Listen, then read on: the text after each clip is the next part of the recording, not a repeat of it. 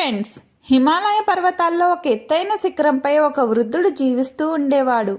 ఒకరోజు ఉదయం అతను పర్వతాల్లో నడుస్తూ ఉండగా లోయ అంచున నిలబడి ఆత్మహత్య చేసుకోబోతున్న ఒక అందమైన యువతిని చూశాడు. అతను వెంటనే పరిగెత్తుకెళ్లి ఆమె చెయ్యి పట్టుకుని వెనక్కి లాగాడు. ఆ యువతి కోపంతో, "నన్ను ఎందుకు ఆపావు? నా జీవితం నా ఇష్టం" అని అరుస్తూ మళ్లీ దూకడానికి ప్రయత్నించింది. కానీ ఆ వృద్ధుడు ఆమెను గట్టిగా పట్టుకుని వదల్లేదు. చివరికి ఆమె ఏడుస్తూ తన బాధను చెప్పుకుంది. తన భర్త కనిపించకుండా పోయాడని, అత్తగారింట్లో తనను గెంటేశారని, తనను చూసుకోవడానికి ఎవరూ లేరని ఆవేదన చెందింది. ఆ వృద్ధుడు ఆమెను చూసి తనతో రమ్మని చెప్పాడు. ఆ వృద్ధుడు పర్వతాల గుండా ఒక ఇంటికి తీసుకువెళ్లాడు. ఆ ఇంటికి తీసుకెళ్లిన తరువాత ఆ యువతిని లోపలికి పంపి బయట నుంచి గడియ పెట్టేశాడు.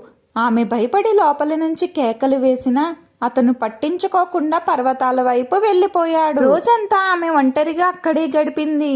రాత్రికి అతను తిరిగి వచ్చి గడియ తీశాడు. ఆమె కోపంతో అడిగితే, "ఇది నీ ఇల్లు అనుకో, నాతోనే ఉండొచ్చు" అని చెప్పాడు. ఆ రాత్రి ఆమె నిద్రపోతున్నప్పుడు అతను ఆమె ముఖాన్ని చూస్తూ అమాయకమైన ఈమెకు ఎంత కష్టం వచ్చిందో అని బాధపడ్డాడు. మరుసటి రోజు కూడా ఆమెను ఇంట్లోనే ఉంచి అతను బయటకు వెళ్ళాడు. రాత్రి తిరిగి వచ్చినప్పుడు ఆమె గట్టిగా అరిచింది. అతను ఒక పని పూర్తి చేయడానికి వెళ్ళాను అని చెప్పాడు. ఆ రాత్రి మధ్యలో ఆమె నిద్రపోతున్నప్పుడు అతను ఆమె ముఖం వైపు చూస్తూ కొన్ని మంత్రాలు చదివి విభూది ఊదాడు. ఆమె కదలగానే అతను ఏమీ తెలియనట్లు పడుకున్నాడు. రేపు ఈమెను శిఖరం మీదకు తీసుకువెళ్ళాలి, అప్పుడే నా కోరిక నెరవేరుతుంది అని మనసులో అనుకున్నాడు. తర్వాత రోజు ఉదయం ఆమెను పర్వత శిఖరం మీదకు తీసుకువెళ్లి ఒక చోట పడుకోమని చెప్పాడు.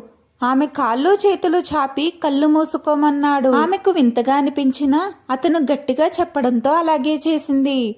అప్పుడు అతను మళ్లీ మంత్రాలు చదివి విభూది ఊదాడు. తరువాత ఆమెను లేచి నిలబడమన్నాడు. కానీ కళ్ళు తెరవకూడదని చెప్పి ఆమెను అక్కడే వదిలి తన ఇంటికి వెళ్లి పడుకున్నాడు. చాలాసేపటి తరువాత ఆమె కళ్ళు తెరిచి చూస్తే అక్కడ ఎవ్వరూ లేరు. ఆమె అతన్ని తిట్టుకుంటూ రాత్రి వరకు అక్కడే కూర్చుంది. రాత్రికి ఆ వృద్ధుడు మళ్ళీ ఆమె దగ్గరికి వచ్చాడు. "ఇది మన చివరి రాత్రి, ఈ రాత్రి ఇద్దరం ఇక్కడే గడపాలి" అన్నాడు. ఆమె భయపడుతూనే అక్కడ పడుకుంది. సూర్యోదయం అయ్యాక అతను ఆమె దగ్గరకు వచ్చి తన చేతులతో ఆమె కళ్ళను మూసాడు. ఆమె గుండె జల్లుమంది. "ఏం చేస్తున్నావు?"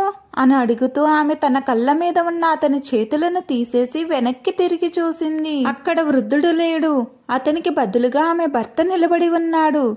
ఆమె ఆనందంతో అతన్ని కౌగిలించుకుని ఏడ్చింది. అప్పుడు అతను అసలు నిజం చెప్పాడు. అతను ఇంటికి వస్తున్నప్పుడు ఒక వింత యువతి తారసపడి పెళ్లి చేసుకోమన్నదని, అతను నిరాకరించడంతో ఆమె మంత్రంతో అతన్ని వృద్ధుడిగా మార్చేసిందని చెప్పాడు. ఒక ముని చెప్పిన మంత్రం ప్రకారం తన భార్య తన దగ్గరికి వచ్చినప్పుడు 3 రోజులు మంత్రాలు చదివితే మళ్ళీ మామూలు మనిషి అవుతాడని, అందుకే అతను అలా చేశాడని వివరించాడు. నిజమైన మంచితనం, స్వచ్ఛమైన మనసు ఉంటే ఏ శక్తులు మనల్ని ఏమీ చేయలేవు.